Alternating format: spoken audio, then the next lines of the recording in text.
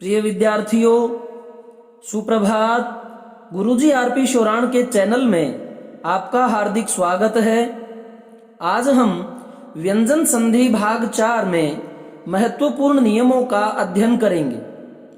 इससे पूर्व मैं स्वर संधि के 5 भागों की वीडियो बना चुका हूं और व्यंजन संधि के 3 भागों में भी महत्वपूर्ण नियमों का अध्ययन करवा चुका हूं। आज हम बचे हुए विशिष्ट नियम जो भर्ती परीक्षाओं में पूछे जाते हैं, टिपिकल नियम हैं, उनका अध्ययन करेंगे। पहला नियम है कि अ, आ, ई स्वरों के बाद यदि 6 वर्ण आए तो दोनों के बीच में च आ जाता है। अर्थात ये जो धन चिन्ह है प्लस का, इसके उत्तर यानी बाद में 6 हो और उससे पहले आपको अ, आ और ई स्वर प्राप्त हो, उस समय हम 6 से पहले च का आगम यानी च को और जोड़ देते हैं। आइए उदाहरण देखें। यह नाम है स्व प्लस छंद। अब देखिए, व में अ स्वर है और प्लस के बाद इस धन चिन्ह के बाद 6 आया है, तो हमारा सूत्र था कि अ, आ, ई यदि आपको पहले प्राप्त होता है तो 6 से पहले हम च को और बीच में जोड़ देते हैं, तो हमारा ये शब्द बनेगा स्व, और इस अ और छ के बीच में हम च और जोड़ देंगे स्व, और ये बना स्वछंद। तो इस प्रकार से हमारा यह नया शब्द निर्मित हुआ। अब यहां पर देखिए, स्व प्लस छंद, प्लस के निशान अर्थात धन चिन्ह से पहले अवर्ण है और बाद में है छ। हमारा नियम क्या था कि अ, आ, ई ये पहले हो और बाद में हो 6 वर्ण, तो बीच में च का आगम हो जाता है। इस तरह हमारा जो नया शब्द बनता है वह स्व और बीच में च आकर के स्वछंद। उसी प्रकार से अन्य एग्जाम्पल देखें। परि प्लस छेद, यहां देखिए प्लस से पहले ईश्वर है और बाद में है छ। हमारा नियम क्या था? अ, आ, ई के बाद यदि छ आता है तो बीच में ये च आ जाता है, और इस प्रकार से हमारा शब्द हुआ परिच्छेद। ये बीच में जो है च का आगम हो जाता है। तो इस प्रकार से आपने यह नियम देखा। एक उदाहरण और ले लेते हैं। यहां देखें, वी प्लस छिन्न, आगे है ई, पीछे है छ, तो बीच में हम किसको डाल देंगे? आधे च को, स्वर रहित च को। तो यह हमारा शब्द बना विछिन्न। वी यथावत रहेगा, च का आगम होगा, और जो छिन्न है, ये जो ई की मात्रा है, अब ये च के ऊपर से होती हुई यह बनेगा शब्द विछिन्न। तो इस प्रकार से च का आगम होता है। अब नियम याद रख सकते हैं क्या कह करके कि जब आगे अ, फिर आ और फिर ई, और यहां मान लो 6 है तो बीच में कौन आ जाता है? च। तो इस प्रकार से हम इसे कहेंगे ऐच्छा, या हम कह सकते हैं अ, ई और छा। तो ये सूत्र नाम बनाकर के आप इसे याद कर सकते हैं कि जब आगे अ या आ, ई हो और बाद में आए ये छ, तो बीच में ये च आ जाता है। इसको हम कह सकते हैं ऐच्छा, क्योंकि अगर अच्छा कहेंगे तो ई नहीं आया। अब ए हो या आ हो या ई, बाद में छ हो तो बीच में च आ जाता है। यह आपको याद हो जाएगा। तो इस सूत्र को नाम हम अपने तरीके से देंगे ऐच्छा। आगे नया नियम देखें। आज का हमारा दूसरा नियम है कि द को त में बदलना। तो इसका सूत्र क्या रहेगा? इस नियम के अनुसार यदि द के बाद में क, स, त, प, थ और क्ष आ जाता है तो द को त बना दिया जाता है।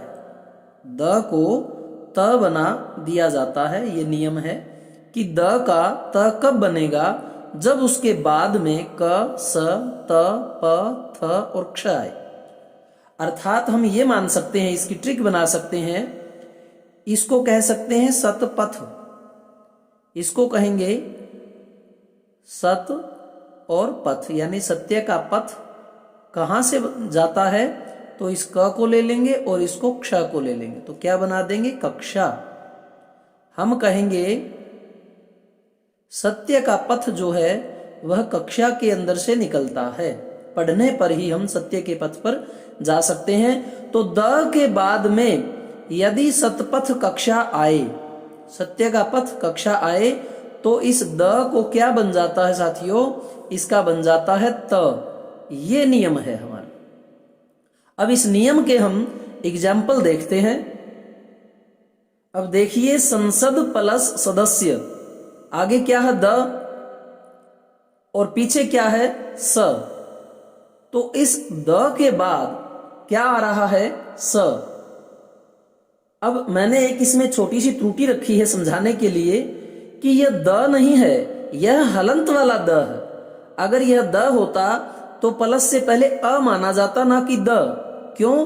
क्योंकि अभी इसमें अ स्वर समाहित है। हमें क्या करना होगा, इस द को हलंत करना होगा, अर्थात संसद प्लस सदस्य। अब द है ये, तो आगे क्या है द और पीछे है स। नियम क्या था, सतपथ कक्षा। यदि स त प थ क और क्ष आता है तो द को त बन जाता है, कैसा, हलंत वाला। अब हम इस नाम को सारे को जोड़ देंगे, यह बना सन और सत, क्योंकि द जो है उसका बन गया त, ये बन गया संसद और बाद में यों का यों शब्द आ जाएगा सदस्य। तो पूरा नाम क्या हुआ, संसद सदस्य। ये जो नया नाम बना है वो इस संधि से बना है। तो इस प्रकार से हमारा नियम हो गया द सतपथ कक्षा। द को कह सकते हैं दो, क्या दो, हमें सत्य का पथ दो। कौन, हे कक्षा, हे विद्यालय की कक्षा, आप हमें सत्य का पथ दो, यानी द को जो है सतपथ कक्षा से त बना देंगे। दो सत्य का पथ कक्षा तुम का मतलब त यहां मैं साइलेंट हो जाएगा। दो सत्य का पथ कक्षा तुम, द को त हम जो है इस ट्रिक से अपनी बना लेंगे। आगे शब्द है सद प्लस कर्म। यहां पर भी देखें आगे द नहीं है, अभी तक आगे अ है, क्योंकि प्रत्येक व्यंजन जो है वो स्वर की सहायता से बोला जाता है। अब हम द को हलंत करेंगे, आगे है सद, अब द है, अब इसमें अ नहीं, सद प्लस कर्म। तो आगे कौन हुआ, द, और पीछे कौन आया, क। हमारा नियम क्या था कि द के बाद सतपथ कक्षा अगर हो तो द को हम क्या बना देंगे, द को हम बना देंगे त, कैसा, हलंत वाला। तो अब जो है आप सारे के सारे इसको जोड़ सकते हैं। आगे बन गया सत, क्योंकि द को क्या हो गया, अब त हो गया नियम से, तो यह बना सत और पीछे आपका शब्द आया कर्म। तो इस प्रकार से हमारा नव निर्मित जो शब्द है वह बना सत्कर्म। एक और एग्जाम्पल देखें, ये शब्द है उद प्लस, ये हलंत है, उद प्लस पन, तो आगे कौन है द और पीछे प, सतपथ कक्षा, यह आपको याद रखना है। तो द को क्या हो जाएगा, त, कैसा, हलंत वाला। अब इस शब्द को निर्मित करेंगे तो क्या बना, उत और पन।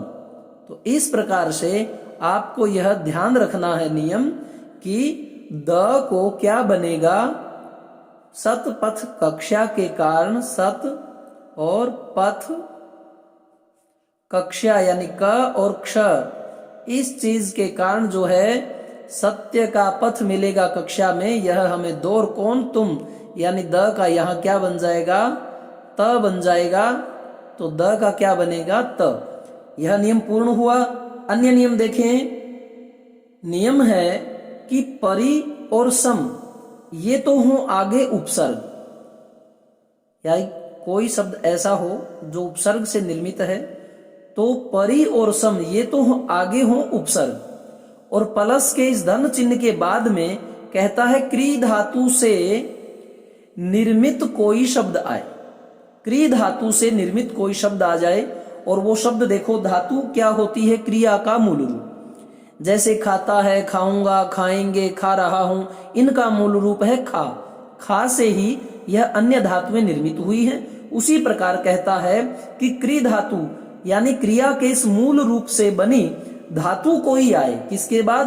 परि और सम उपसर्ग के बाद। और वो जो धातुएं हैं वो कौन सी हैं? जैसे हम लगाते हैं कृत आ जाए, ये नाम मिल जाए आपको, या फिर इसके बाद में कार आ जाए, कृतकार, या आपको कृति मिल जाए, इस प्रकार से कृति, या आपको शब्द मिल जाता है कर्ण। ये सब क्री धातु से बने शब्द हैं। और इनसे पहले आपको क्या मिले? परि या सम उपसर्ग मिले। उस समय क्या होगा? उस समय होगा यह कि जो ये हमारा उपसर्ग है परि, और इसके बाद अगर ये क्री धातु से निर्मित शब्द यानी कृत, कार, कृति, कर्ण अगर आते हैं तो परि और इस क से पहले अर्थात यहां बीच में इस प्रकार का ये श आ जाएगा। परि धातु, ये परि उपसर्ग है और बाद में क्री धातु से निर्मित कोई शब्द है, कृत, कार, कृति, कर्ण, अगर इस प्रकार का आपको प्राप्त होता है तो बीच में देखें ये जो श है उसका आगम हो जाएगा। जैसे परि प्लस कृत, तो हम इसको क्या बनाएंगे? परि, और बीच में ये श आ जाएगा, और कृत क्या बना नाम? परिष्कृत। तो इस प्रकार का आपको ध्यान रखना है। उसी प्रकार से परि प्लस कार, अब ये परि उपसर्ग है, बाद में कार क्री धातु से निर्मित शब्द है, तो बीच में क्या आ जाएगा? श आ जाएगा। कौन सा? मूर्धन्य ऋटरस, तो ये बन गया परिष्कार।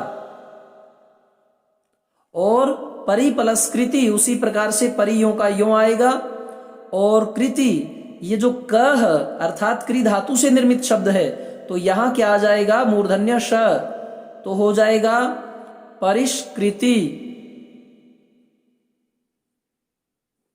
आगे देखें, आगे भी उसी तरह शब्द है परि, और क्री धातु से निर्मित शब्द होने के कारण बीच में कौन आ गया? मूर्धन्य श, और फिर वही शब्द आपका कर्ण, तो क्या आ गया? परिष्कर्ण। तो इस प्रकार से परि के बाद में क्री धातु से निर्मित कोई शब्द आता है तो बीच में श आता है। हम इसकी ट्रिक बनाएंगे कि परि के ऊपर हम क्या करेंगे? शक करेंगे। अर्थात परि के बाद यदि क्री धातु से शब्द कोई आता है, कोई धातु आ जाती है, मतलब क्री धातु से बनी कोई ऐसी क्रिया या क्री धातु से बना कोई शब्द, तो बीच में ये श आता है।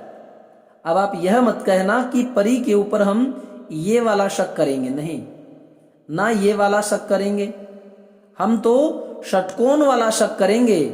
अर्थात इसको वैसे बोलते हैं पेट पटा श, कि परि का शक है हमें कि पेट कैसे फटा, अर्थात इस श को इस प्रकार का ये बोल देते हैं ग्रामीण क्षेत्रों में, पेट पटा श। वैसे ये श जो है मूर्धन्य होता है ऋटरस। तो परि के ऊपर हम क्या करेंगे? शक कि उसका जो बीच से ये पेट है ये कैसे फटा। तो इस प्रकार आपको याद आ जाएगा कि परि उपसर्ग आगे हो और बाद में क्री धातु से निर्मित कोई शब्द हो तो बीच में श का आगम हो जाता है।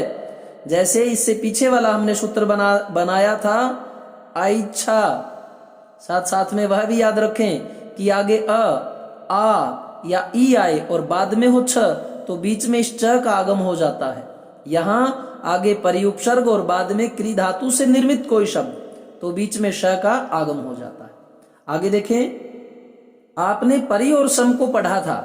किसे पढ़ा था हमने? परि और सम को, कि यदि परि आती है पहले और बाद में आता है क्री धातु से संपन्न कोई शब्द, तो बीच में ये श आएगा। और यदि आपको उपसर्ग मिलता है सम और बाद में वही क्री धातु से निर्मित कोई शब्द, तो बीच में फिर आ जाता है ये वाला स। ये हलंत रहेंगे सब। तो सम प्लस कार, देखिए आगे क्या है? सम उपसर्ग है और बाद में क्री धातु से निर्मित शब्द, तो बीच में किसका आगम हो जाएगा? स का, दंत्य स का। तो यह इस प्रकार से शब्द हमारा बन जाएगा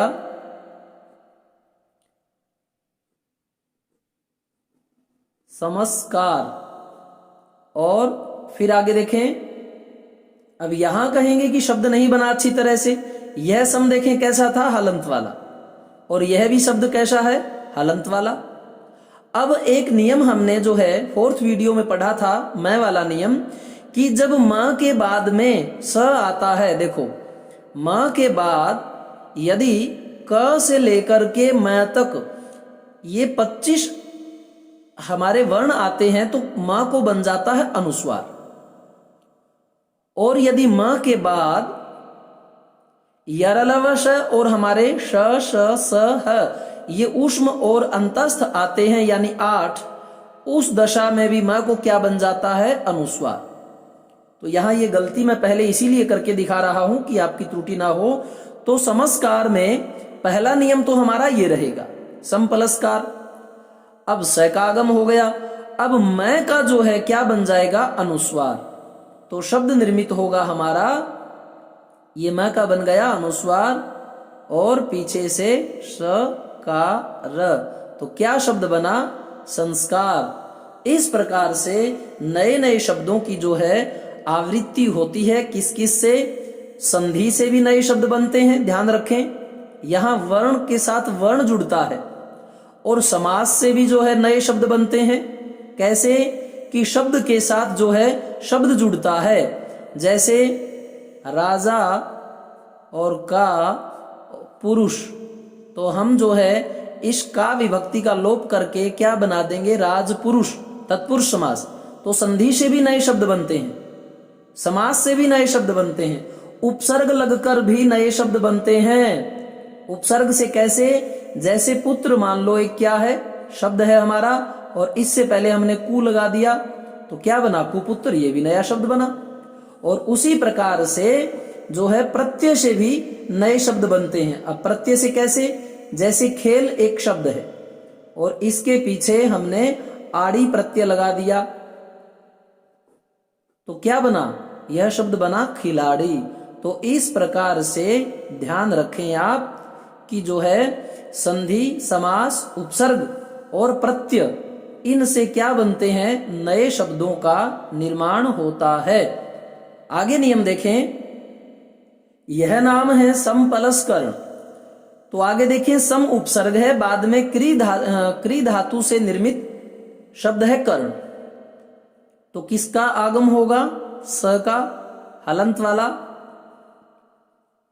अब मैं भी हलंत है और स भी हलंत है। नियम क्या था कि मां के बाद क्या आए, कोई भी आए वर्ण, क से लेकर के मां तक के 25 वो हों, या यरलवश और अंतस्थ ये हों, मां का बनना क्या है, अनुस्वार ही बनना है। लेकिन इन 25 में मैं की एग्जैक्ट स्थिति बना सकते हैं हम कि 5 हमारे क्या होते हैं, अनुस्वार होते हैं, ग, य, ण, न और म, ये 5 अनुस्वार होते हैं। इन 25 में हम बता सकते हैं कि मैं का एग्जैक्ट कौन सा अनुस्वार बना है। लेकिन इनमें जो ये हमारे 8 पीछे वाले वर्ण हैं, श, श, स, ह और ये यरलव, यहां पर मैं सिर्फ अनुस्वार ही रूप में बनेगा। मेरी प्रीवियस वीडियो जो है आप ध्यान से देखें, पुनः देखें, तब आगे धीरे धीरे सीक्वेंस आपकी जुड़ती जाएगी। तो समस्कार में ये हमारा शब्द बनेगा स, और मां के बाद ये स आया है तो मैं का क्या बनेगा, अनुस्वार। ये लीजिए हमने बना दिया। और स जो है किस लिए आया है कि सम के बाद क्री धातु से निर्मित शब्द के कारण और बीच में स का आगम हो गया। ये देखिए ये स क्यों आया आपको पता लग गया। और पीछे से हमारा कर्ण जो है शब्द हमने यों का यों एज इट इज उतार लिया तो बन गया संस्करण। जैसे कई बार किताबें आती हैं कि ये जो है उसका न्यू वर्जन है, नया संस्करण है। तो इस प्रकार से हम यह नियम जो है आत्मसात कर चुके हैं कि परि के बाद यदि सतपथ कक्षा आती है, सतपथ और कक्षा आती है, अब मैंने मिस्टेक कर दी क्योंकि सतपथ कक्षा जो है वह द के बाद थी, परी के बाद नहीं थी।